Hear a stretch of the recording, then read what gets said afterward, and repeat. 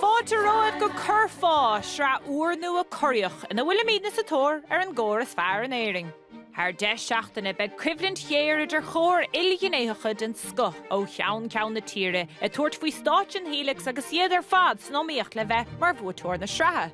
Beg dúchláin mór ó sa gcór le dul bhaim ar multóirí ólacha. Commodore, léirithóir, stúrthóir ceoil agus sanolí cóir a bhain mór chud gradam buinte amachige, Colm Ó Foghlú. Duine de bhór a bhránathe seanós na tíre seo, búirteoir chornaí riad agus príomháránnaí danú, Nell Ní Chróinín. Agus cé eile, ach banríonn cheoil na hÉireann a bhfuil clú agus cáil damhna buinte amachige le na banna ceoil clanad Moya Brennan. Cén chóir a anim nófar mar an cór is fearr in Éirinn. Tá sé ná fáil amach.